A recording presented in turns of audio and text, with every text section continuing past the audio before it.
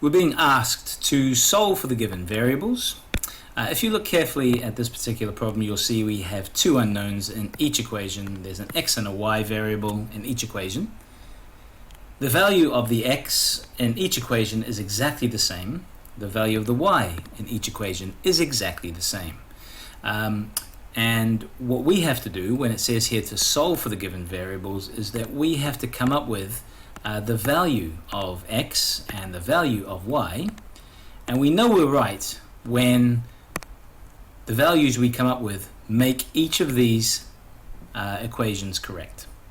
So when I look at this particular set of equations, what I notice is that it is quite a simple one, and there are two things that you can look out for to figure out, look, is this a tricky one or is this a pretty basic one? It's pretty basic for a couple of reasons just looking at it. One of the great places to look to start to understand what kind of a problem you have is to look here at these coefficients. And one of the things you look for is, are they the same? If they are the same, stop right there, because you have an inkling as to what kind of equation it is or how difficult it is. You can see here the coefficients in front of the x, one's an 8, one's a 6. They're not the same, and it requires a little bit of work so that they would be the same. But if I look at the coefficients in front of the y, they're both 3's. One more check to make to see how tricky this is.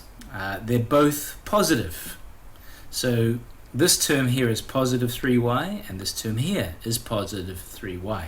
So that's great, because it means that this particular equation is actually pretty easy. So here's the next step. Once you figure out what kind of or how difficult these problems are going to be, we can start solving them. This is a pair of equations, and these are a pair of simultaneous equations, and we're going to solve for x and y. Here's how we do it. A great step to do, especially when you're just learning, is to label the top equation 1 and the bottom equation 2. And what we're going to do is we're going to have equation 1, and we're going to subtract from it equation 2. So it'll be 1 minus 2, basically. Equation 1 minus equation 2. So let's start. So we have here positive 8x minus positive 6x. Now that leaves us with positive 2x. 3y minus 3y. Right, so that's nothing. It cancels each other out. That's a good thing. And here we have 53 minus 45, and that leaves us with 8. So now we have a very, very simple linear equation left. It's 2x equals 8. So now we just solve for there, and I solve for x from this point, and I think some of you will easily be able to see what x is going to be worth. This term here is 2x. What does that actually mean? Well, let's have a look, shall we? 2x really means 2 times x. There's an invisible multiplication sign right there, okay, that you don't use in algebra. So how do we get rid of multiplying x by 2? Well, we simply do the opposite. So what's the opposite of multiplying by 2? Well, it's dividing by 2. And we do that to both sides. Now in algebra, we normally use the fraction bar to indicate division. So it looks like this. So divided by 2, do it to both sides to keep the whole equation balanced. So multiplied by 2, divided by 2, they cancel out. That leaves x on the left-hand side of the equation. Great, because that's what I need, x all by itself. And that equals, on the right-hand side, 8 divided by 2, which is 4. Now that looks like it's finished. I think I now know the value of x. Now that I know the value of x, I can use that information to solve for y. And all I do is I just pick one of these equations, either equation 1 or equation 2, and then I substitute x into it and then solve for y. So I'm going to pick 6x plus 3y equals 45, mostly because the coefficient in front of the x is smaller than the one above it, so theoretically it might make it a bit easier. So let's go about solving this by substitution. So 6x, I want to do all the steps so it's hopefully clear to you how everything works. So this is the original equation, and I'm going to substitute in the next line of working the value of x. So it's not 6x anymore, it's 6 times 4, because I think I know that x is 4. Plus, this hasn't changed, 3y, and this hasn't changed yet. So now I'm going to simplify, just tidy it up. 6 times 4 is 24. plus 3, that still hasn't changed, equals 45. That hasn't changed either. Now you can see it's a linear equation, and now I can solve to try and isolate y on the left-hand side here.